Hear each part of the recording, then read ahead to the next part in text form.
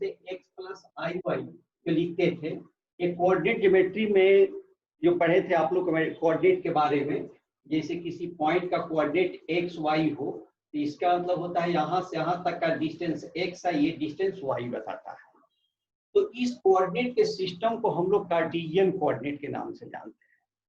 तो coordinate geometry में ये जो कार्टेशियन कोऑर्डिनेट है, तो एक कॉम्प्लेक्स नंबर जो है हम लोग एक कोऑर्डिनेट ये कार्टेशियन फॉर्म में देख रहे थे, और एक किसी पॉइंट को डिनोट करने के लिए एक मेथड और होता है जिसको हम लोग पोलर फॉर्म कहते हैं। जैसे इसमें जो है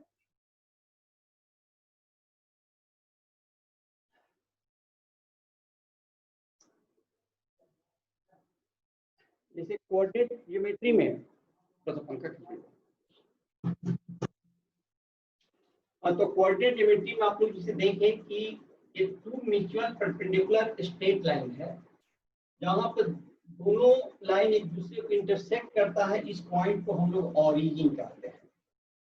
और ये जो two mutual perpendicular straight line है, एक स्ट्रेट लाइन जो है अलोंग द अर्थ है और दूसरा लाइन जो है परपेंडिकुलर टू द अर्थ है। जो अलोंग द अर्थ है उसको हॉरिजॉन्टल लाइन कहते हैं, और इसी हॉरिजॉन्टल लाइन को हम लोग एक्स एक्सिस के नाम से जानते हैं। और ये वर्टिकल लाइन जो है इसको हम लोग वाई एक्सिस के नाम से जानते हैं। और एक्स एक्सिस और वाई एक्सिस जहां पर मीट करता है उसको हम लोग ओरिजिन कहते हैं। यदि यहां से यहां तक का डिस्टेंस x हो तो इस पॉइंट का कोऑर्डिनेट x0 होता है, और यहां से इसका यहां से यहां तक का डिस्टेंस यदि y हो तो इस पॉइंट का कोऑर्डिनेट 0y है। ये दोनों को आगे बढ़ा करके जहां पर मीट करता है pxy इसका कोऑर्डिनेट, इसका कोऑर्डिनेट कितना हो गया pxy, इसको कार्टेशियन कोऑर्डिनेट कहते हैं। इसको हम लोग क्या कहते हैं, कार्टेशियन कोऑर्डिनेट। ये आप लोग 10th में पढ़े हैं सब, कार्टेशियन कोऑर्डिनेट। ये कार्टेशियन कोऑर्डिनेट हो गया। और ये जो कोऑर्डिनेट कार्टेशियन कोऑर्डिनेट जो है किसी पॉइंट का एक्स एक्सिस और वाई एक्सिस क्या डिस्टेंस है, ऐसे क्या पोजीशन है, वो हमारा बताता है। जैसे यहाँ से यहाँ तक का डिस्टेंस ये y हो गया, यहाँ से यहाँ तक x हो गया, तो इस पॉइंट का कोऑर्डिनेट जो है xy हो गया। इसमें आप लोग जनरली देखे हैं कि xy not equal to yx, और if xy equal to ab हो तो imply x equal to a and y equal to x equal to a and y equal to b। तो इस तरह का जो हम लोग किसी पॉइंट को लोकेट करते हैं, इस सिस्टम को हम लोग कार्टेशियन कोऑर्डिनेट के नाम से जानते हैं। तो ये कार्टेशियन कोऑर्डिनेट जो है ये हमारा कोऑर्डिनेट एक्सिस जो है इस प्लेन को यानी कि इस बोर्ड को 4 पार्ट में डिवाइड किया है। इसको क्या किया है, ये 4 पार्ट में इसको डिवाइड किया है। तो ये 4 पार्ट जो है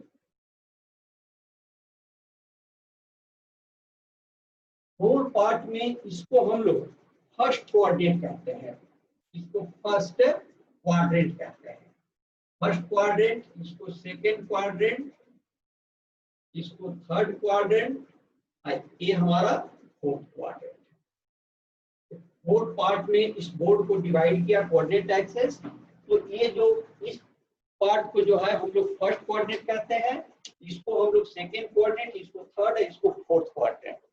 तो फर्स्ट क्वाड्रेंट में एक्स कोऑर्डिनेट और वाई कोऑर्डिनेट दोनों पॉजिटिव होता है।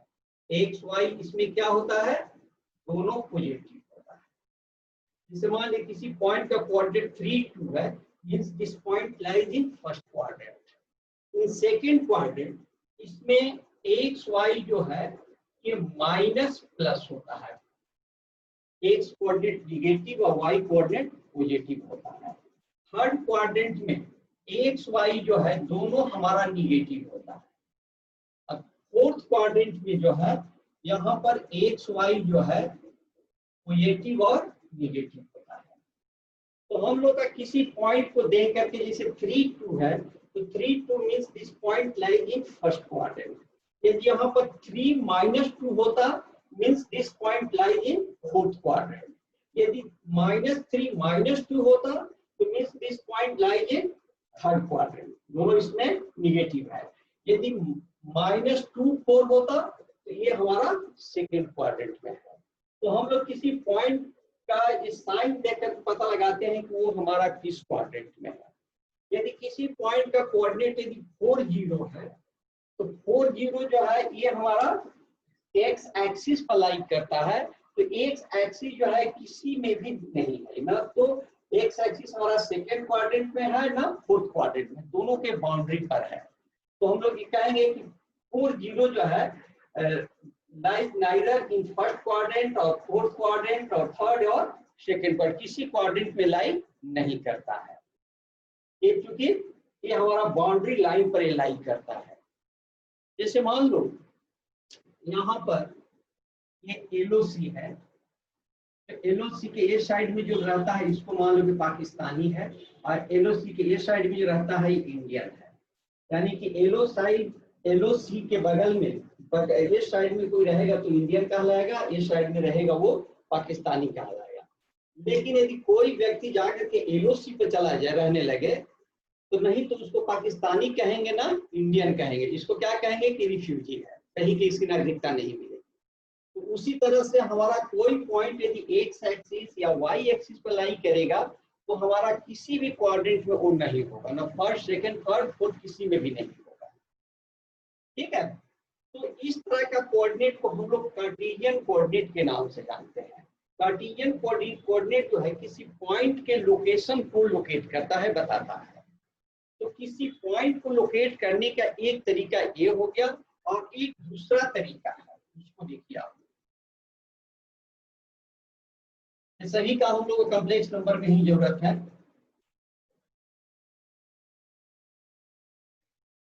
तो इसमें जो है दूसरा मेथड जो होता है इसमें, जैसे मान लीजिए कि यहाँ पर एक कोई लाइन हम लोग ड्रॉ किए, वो जहाँ पर फिक्स पॉइंट है और पी जो है मूविंग पॉइंट है। ये जो लाइन हम लोग ड्रॉ किए हैं, ये इस लाइन को इनिशियल लाइन कहते हैं। इस लाइन को क्या कहते हैं? Initial line. ये हमारा इनिशियल लाइन है।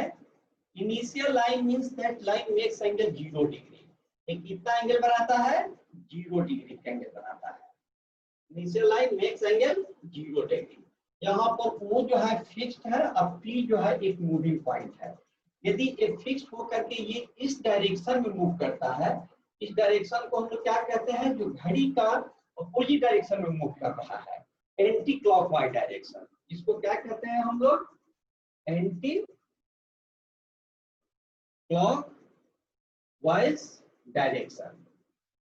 तो एंटी क्लॉकवाइज डायरेक्शन में P से मूव करके कहां पे चला जाता है? पॉइंट Q पर चला जाता है, और यहां से ये एंगल जो है हमारा थीटा बनाता है। ये एंगल कितना बनाता है? थीटा।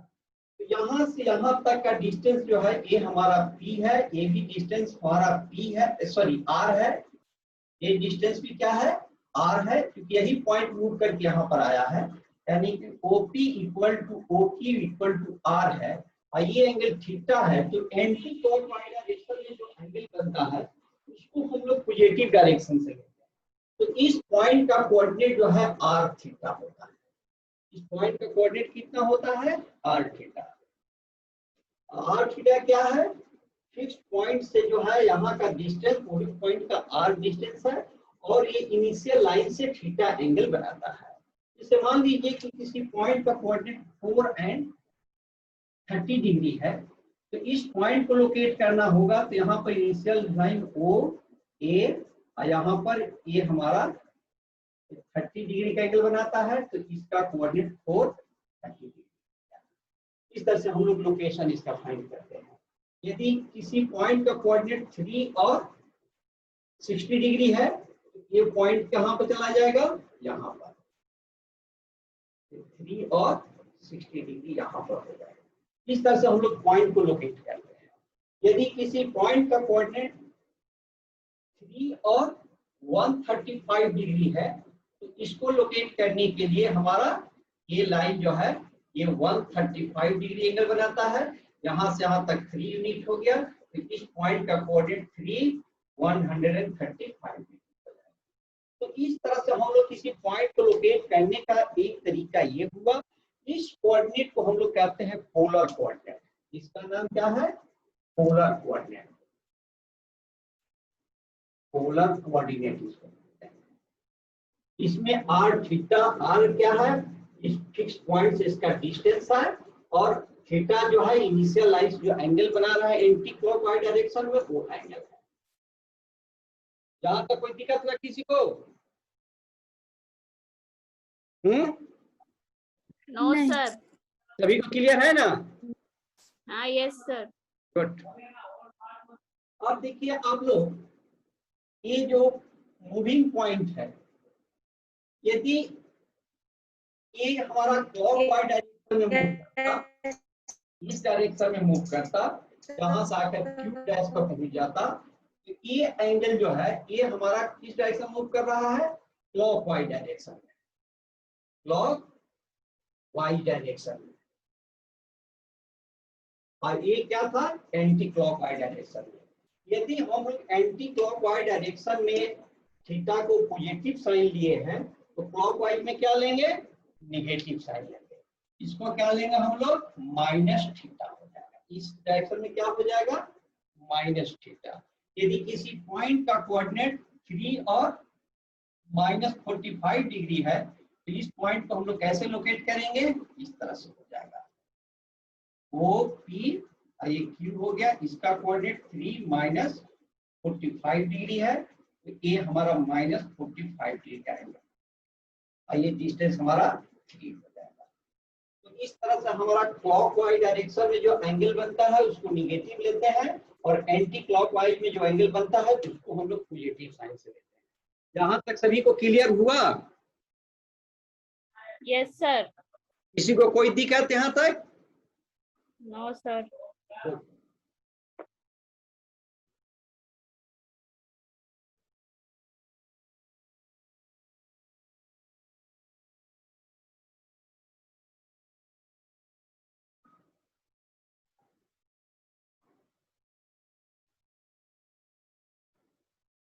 देखिए हम लोग डिग्री को जो रेडियन में बदला जाता है, 180 डिग्री इक्वल टू होता है pi radian.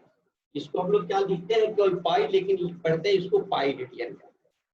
180 degree equal to कितना होता है? Pi radian. उसी तरह से 60 डिग्री इक्वल टू कितना हो जाएगा? 180/3, यानी कि पाई/3 हो जाएगा। 60 डिग्री इक्वल टू कितना हो जाएगा? पाई/3। उसी तरह से 90 डिग्री को क्या लिखेंगे? पाई/2। 45 को क्या लिखेंगे? पाई/4। 30 डिग्री को कितना लिखेंगे? पाई/6। और 90 डिग्री को लिखे 90 लिखे दिया गया है। यदि 120 डिग्री को लिखना होगा तो क्या लिखेंगे? 2पाई/3। 2पाई/3। इस तरह से हम लोग पाई इसको इस तरह से कन्वर्ट करते हैं। अभिषेक कुमार मिश्रा बहुत लेट आए। अभिषेक, तो हम लोग इस तरह से एंगल को पाई के रूप में भी लिखते हैं। यदि यहाँ पर 3पाई/4 हो, तो दिस इक्वल टू 3 × 180 डिग्री/4, यानी कि 3 × 45 इक्वल टू 135 डिग्री।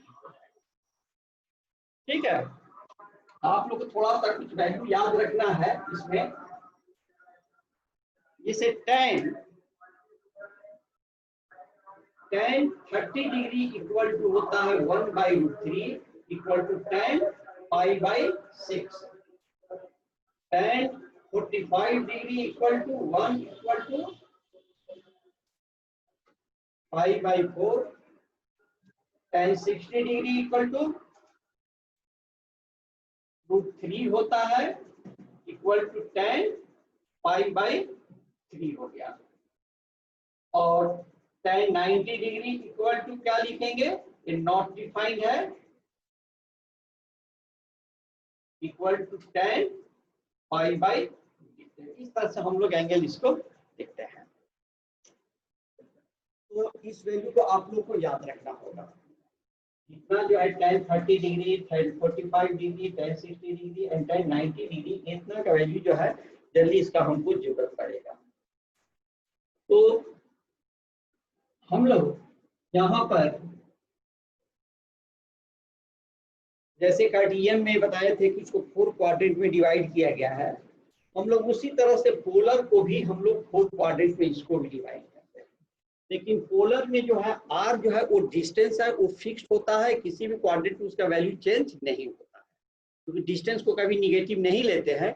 तो उसमें जो है केवल एंगल के आधार पर हम लोग पता लगाते हैं कि ये किस क्वाड्रेंट। तो इसको जो है यहाँ से अब वो एक्स एक्सिस मान लीजिए, वाई एक्सिस मान लीजिए, यहाँ से यहाँ तक का एंगल थीटा जो है 0 से लेकर के 90 के बीच में हो, तो इसको कहते हैं फर्स्ट क्वाड्रेंट।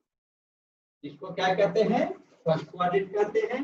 और 90 से लेकर के 180 के बीच में हो तो इसको कहेंगे कि ये हमारा सेकंड क्वाड्रेंट है। उसी तरह से 182 यहाँ पर 90, 180, 270 और यहाँ पर 360। तो थीटा लेस देन 270 हो तो ये हमारा थर्ड क्वाड्रेंट में होता है। और 270 degree less than theta less then 360 degree हो तो इसको हम लोग कहेंगे कि ये हमारा फोर्थ क्वाड्रेंट। तो जिस तरह से कार्टेशियन को भी हम लोग 4 क्वाड्रेंट में डिवाइड किए थे, हम लोग उसी तरह से पोलर को भी 4 क्वाड्रेंट में डिवाइड करते हैं। तो एक तो हम लोग इस तरह से first quadrant, second, third and fourth लेते हैं। लेकिन इसमें आप लोग को जो बताया गया था कि हम लोग यहाँ से इस डायरेक्शन में जो एंगल बनता है इसको पॉजिटिव लेते हैं और इस डायरेक्शन बनता है इसको हम लोग निगेटिव लेते हैं। तो हम लोग लेकिन इसमें पॉजिटिव निगेटिव को नहीं किया गया है। यदि आप ऐसे भी लिख सकते हैं तो कोई दिक्कत नहीं है, लेकिन हम लोग जनरली जो है ये 4 क्वाड्रेंट को जो है 0 से लेकर के 180 डिग्री और -180 डिग्री से 0 के बीच में इसको हम लोग डिवाइड किया गया है। तो इसको देख लीजिए कि कैसे हम लोग क्वाड्रेंट को इसमें देखते हैं। यहाँ पर जो है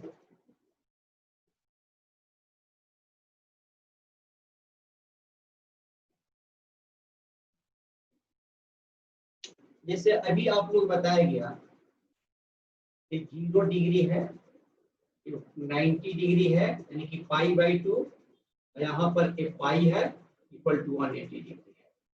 तो इसमें 0 less than theta less than π/2 हो तो ये हमारा फर्स्ट क्वाड्रेंट हो गया।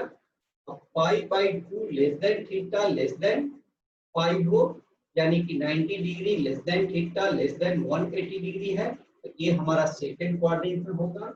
और यहाँ से यहाँ तक जो है -π/2 है, तो -π/2 less than theta less than 0 हो तो ये हमारा हो जाएगा फोर्थ क्वाड्रेंट में। और यहाँ से लेकर के ये -π less than theta less than -π/2 तो ये हमारा हो जाएगा थर्ड क्वाड्रेंट। ये फोर्थ में हो गया। First, second, third and fourth quadrant इस तरह से भी एंगल को हम लोग लेते हैं। यहाँ तक किसी को दिक्कत हुआ? No sir. कोई नो दिक्कत? Sir, no sir. अच्छा चलिए बताइए तो आप लोग, यदि किसी पॉइंट का कोऑर्डिनेट 3π/4 है, आप लोग बता सकते हैं कि किस क्वाड्रेंट में है? यानी कि this equal to 3 and 135 degree. This point lies in which quadrant? अभिषेक जल्दी बताइए आप। सेकंड। सेकंड में। गुड, सभी को क्लियर हो गया है किस सेकंड में हुआ? सेकंड में क्या था? 90 डिग्री से लेकर के 180 डिग्री के बीच में होना चाहिए, यानी कि इसमें है ये। और यदि 0 -30 डिग्री है, ये 2 -30 डिग्री है, जल्दी से बताइए कौन बतलाएगा किस क्वाड्रेंट में है ये? फोर्थ। इसमें फोर्थ में। Sir fourth. अच्छी बात है, सभी को क्लियर हो गया है? Yes sir. Yes, sir.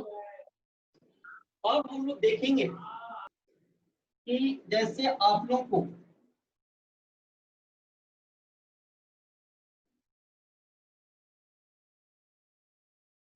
यहाँ पर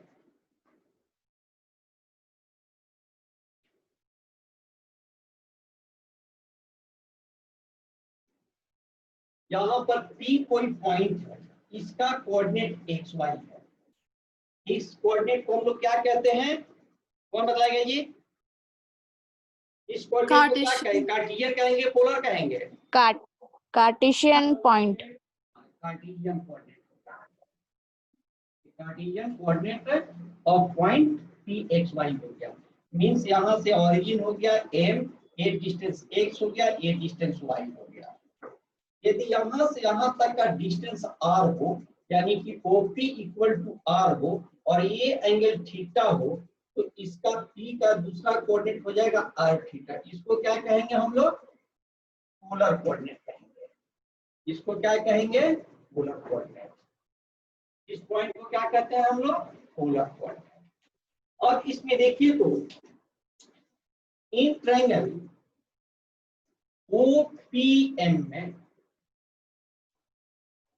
साइन थीटा इक्वल टू कितना हो जाएगा? Sine theta equal to PM by OP, यानी कि Y by R। Sine theta equal to कितना हो जाएगा?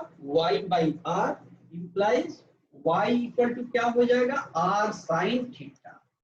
और इसी ट्रायंगल में cos थीटा इक्वल टू क्या हो जाएगा? OM बाई OP, यानी कि x by R implies x equal to R cos theta. x equal to कितना हो गया? R cos theta. तो देखिए तो हम लोग का R cos theta, R sin theta equal to कितना हो गया? x y हो गया। ये हमारा किस कोऑर्डिनेट में है? ये पोलर फॉर्म में है। ये पोलर फॉर्म में है, ये हमारा कार्टेशियन फॉर्म।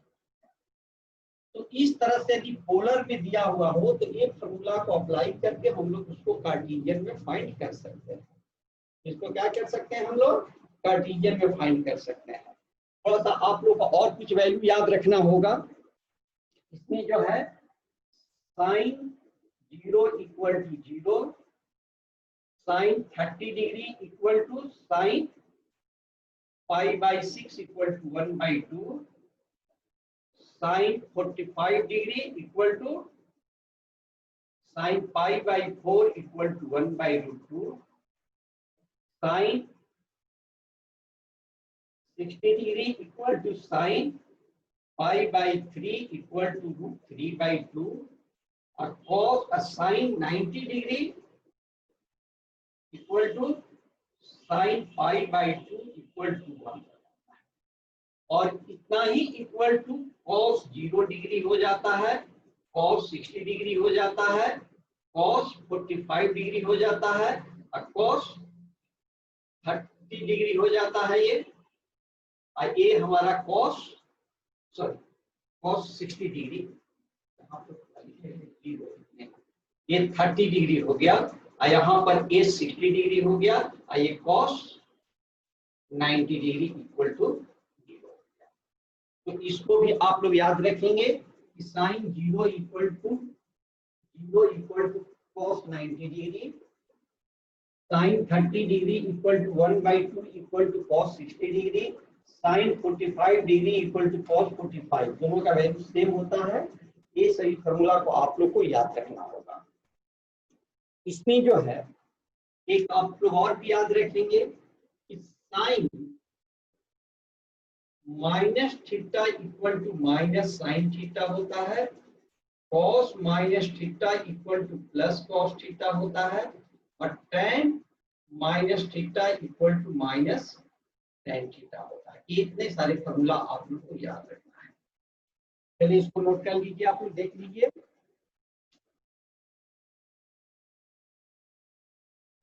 यहाँ तक किसी को कोई दिक्कत हो रही है? No sir. No, sir. सभी को क्लियर है? ये सब वैल्यू आप लोगों Yes, को sir.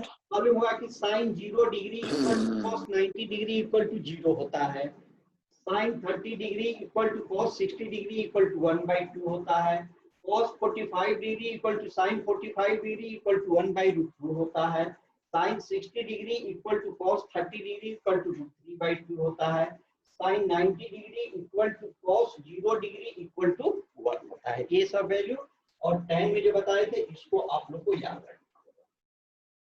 यहाँ पर जो है हम लोग का एक कार्टेशियन और एक पोलर में हम लोग देखे कि दोनों को बदलना हो तो इस रिलेशन को हम लोग याद रखते हैं। इस रिलेशन को हमेशा हम लोग को याद रखना है कि r cos theta r sin theta equal to xy होता है। यदि किसी पॉइंट का कोऑर्डिनेट 3 और 6 π/3 हो, ये हमारा किसमें है, ये कार्टेशियन पोलर फॉर्म में है, इसको कार्टेशियन में बदलना है। तो आप लोग बता सकते हैं 3 और π/3 किस क्वाड्रेंट में है? 4 और π/3 यानी कि 4 और 60 डिग्री। कौन बताएगा जी किस क्वाड्रेंट में है? First quadrant. फर्स्ट क्वाड्रेंट में। गुड। और यदि हम लोग इसको पोलर में दिया हुआ है, इसको कार्टेशियन में बदलेंगे तो वो देखते हैं कि किस क्वाड्रेंट में आता है। तो इसको देखिए तो कितना हो जाएगा, xy इक्वल टू कितना हो जाता था, r cos theta r sin theta. Value put कर देते हैं तो 4 cos 60 डिग्री 4 sin 60 डिग्री हो गया इक्वल टू 4 इंटू 1/2 4 इंटू 3/2। तो कितना हो गया 2 और 2√3। देखिए तो 2√3 के किस क्वाड्रेंट में है, 2 एंड 2√3 किस क्वाड्रेंट में है? फर्स्ट। क्या First. इसमें दोनों पॉजिटिव है तो किसमें होगा? इतना कौन बिना खाना खाए हुए चला आया है? फर्स्ट। इसको अंकुश कैसे बढ़ा दो इसको। First. ठीक है, फर्स्ट क्वाड्रेंट सबको क्लियर हो गया है ये? यस हाँ? Sir. Yes sir. Yes, sir. अब देखिए यहाँ पर हम लोग का 4 एंड -π/3 ये किस क्वाड्रेंट में है? 4 एंड -60 डिग्री ये किस क्वाड्रेंट में है? Fourth, sir. Fourth Fourth में। quadrant, sir. तो इसको जरा से देखिए तो आप लोग कार्टेशियन में बदलते हैं तो क्या आता है, ये r थीटा हो गया। तो देखिए तो xy इक्वल टू कितना होता था, r cos theta r sin theta. अब कितना हो जाएगा, ये 4 cos -60 डिग्री 4 sin -60 डिग्री। अब दिस इक्वल टू क्या हो जाएगा, 4 cos 60 डिग्री हो जाएगा। अब -4 sin 60 डिग्री हो गया। ये 4 इंटू 1/2 -4 इंटू 3/2 यानी कितना हो गया 2 और -2√3। तो 2 एंड -2√3 किस क्वाड्रेंट में लाई कर रहा है? फोर्थ। इसमें लाई कर रहा है Fourth, sir. फोर्थ क्वाड्रेंट में लाई कर रहा है। और यहाँ पर 4 और -60 डिग्री किस क्वाड्रेंट में था? Fourth, ये भी sir. fourth। तो हम लोग क्या देखते हैं कि यदि पोलर को कार्टेशियन में कन्वर्ट करते हैं तो हमारा क्वाड्रेंट कभी चेंज नहीं होता है। क्या होता है, क्वाड्रेंट हमारा चेंज नहीं होता। याद रहेगा ये बहुत जरूरत पड़ेगा आप लोग को। Yes, sir. फिजिक्स में भी जरूरत पड़ेगा, आगे चलकर मैथमेटिक्स में इसकी बहुत जरूरत पड़ती है। इसको आप कर दें। Yes sir. अच्छा 2 मिनट के 1 मिनट के लिए फिर हम लिंक तोड़ रहे हैं।